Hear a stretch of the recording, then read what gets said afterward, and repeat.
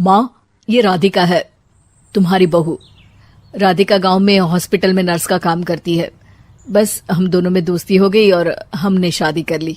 राधिका, माँ के पैर छू। अरे चल हट नालायक। अरे मैंने क्या क्या सपने देखे थे कि तेरी शादी किसी अमीर घर में करूंगी और दहेज में लाखों रुपए लूंगी, और तू गांव की इस मामूली लड़की को मेरी बहू बनाकर ले आया। लेकिन बेटे की जिद के आगे सुनीता देवी मजबूर हो जाती है। राधिका सुनीता देवी को फूटी आंख भी नहीं भाती थी। तुम चिंता मत करो भाग्यवान, हम दोनों मिलकर अपनी बहू को इतना सताएंगे कि वो हमसे तंग आकर ये घर छोड़कर चली जाएगी। फिर हम अपने बेटे की शादी किसी बड़े सेठ की बेटी से कर देंगे, ठीक है? अगले दिन सुनीता देवी अपने बेटे का कमरा साफ कर रही होती है।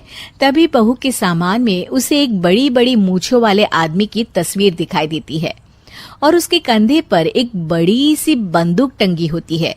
तस्वीर के नीचे लिखा होता है डाकू मंगल सिंह। ये किसकी तस्वीर है बहू? ये मेरे पिताजी की तस्वीर है। बस फिर क्या था। ये सुनते ही सुनीता देवी के हाथ पैर कांपने लगते हैं। वो भागती हुई सीधा अपने पति के कमरे में जाती है। अरे गजब हो गया जी, गजब। अरे क्या हो गया भाग्यवान? हमारी बहू एक मशहूर डाकू मंगल सिंह की बेटी है। हे भगवान, अब क्या होगा? क्या कहा? डाकू मंगल सिंह? अरे मर गए रे। सुना है वो तो बड़ा ही खतरनाक डाकू है, मारता ज्यादा है गिनता कम है। लोग पुलिस वाले भी उसके नाम से कांपते हैं। अरे सुना है वो तो हर हफ्ते 2-4 लोगों का ऊपर का टिकट कटवा ही देता है। हे भगवान, अब हम क्या करेंगे? ये हमारे नालायक बेटे ने कैसी मुसीबत हमारे गले बांध दी। हाँ वो तो है, अगर हमने बहू को जरा भी तकलीफ दी तो उसका बाप मंगल सिंह हमें गोली से उड़ा देगा। अब जो मैं कहता हूँ उसे ध्यान से सुनो। तुम बहू से बिल्कुल घर के काम मत करवाना, और ध्यान रहे उसे किसी प्रकार की तकलीफ नहीं होनी चाहिए, समझ गई ना? और ऐसा ही होता है। अगले दिन सुनीता देवी रसोई में खाना बना रही होती है कि तभी, ये क्या माँ जी, मेरे रहते आप खाना बना रही हैं? चलिए हटिए, मैं खाना बना देती हूँ। अरे नहीं नहीं बहू, तू यहाँ क्यों आ गई? जा, तू अपने कमरे में जाकर आराम कर, मैं खाना बना लूंगी। सुनीता देवी जिद करके राधिका को भेज देती है। फिर एक दिन, अरे फर्श पर कितनी धूल जमी है, माँ जी देखेंगी तो नाराज हो जाएंगी, मैं अभी यहाँ पोछा लगा देती हूँ। राधिका जैसे ही पोछा लगाने लगती है कि तभी उसके ससुर की नजर उस पर पड़ती है। बंसीलाल भागता हुआ वहां आता है। अरे नहीं नहीं बहू, तुम ये क्या गजब कर रही हो? बहू तो बेटी समान होती है और हम ना अपनी बेटियों से काम नहीं करवाते। तुम आराम से बैठकर YouTube पर किड लॉजिक चैनल की सास बहू की कहानियां देखो। वो लोग ना बहुत अच्छी अच्छी कहानियां बनाते हैं। सच? आप देखते हैं? अरे मैं तो रोज देखता हूँ। शहर की बहू तो मेरी फेवरेट कहानी है। हाँ, ये कहकर बंसीलाल पोछा लगाने लगता है। इस तरह राधिका के सास ससुर सारा दिन उसकी खुशामद में लगे रहते हैं और उसे किसी महारानी की तरह रखते थे। कैसा लगा बहू? पिज्जा टेस्टी तो है ना? अच्छा, मीठे में क्या खाओगी बोलो तो? माँ जी, मुझे तो काजू कतली बहुत पसंद है और उसके बाद 1 गिलास लस्सी मिल जाए तो मजा आ जाएगा।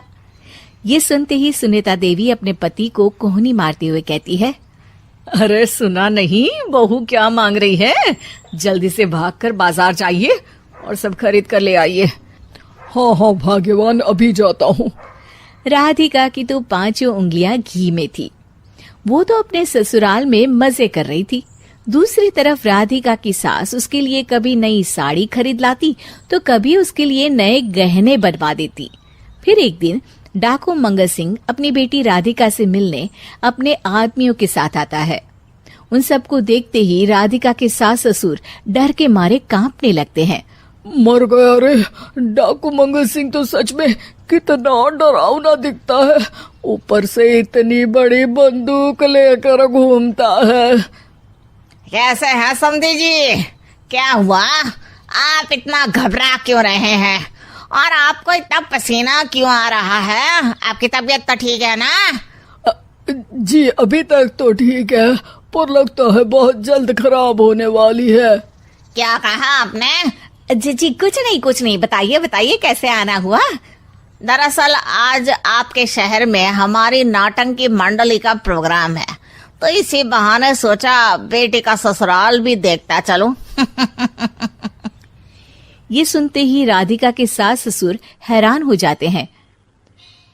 क्या कहा? आप नौटंकी में काम करते हैं?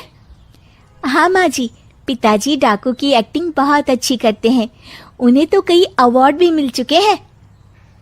और ये बंदूक, ये तो असली लगती है। तभी राधिका के पिताजी अपनी नकली मूंछ निकालते हुए कहते हैं, इस मूंछ की तरह यह बंदूक भी नकली है। ये तो छर्रे वाली बंदूक है, इससे तो मैंने आज तक चिड़िया भी नहीं मारी।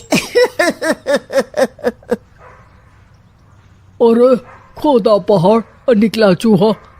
इसका बाप तो मामूली नौटंकी वाला निकला, और हम इससे डर कर बहू की नौकरों की तरह सेवा कर रहे थे। आपने सही कहा जी, इसके पीछे मेरे कितने पैसे खर्च हो गए, और काम कर करके मेरी तो कमर टूट गई सो अलग। अरे बहू, तूने अपने पिताजी के बारे में हमें पहले क्यों नहीं बताया? राधिका मुस्कुराते हुए कहती है, आपने तो कभी पूछा ही नहीं ना माँ जी।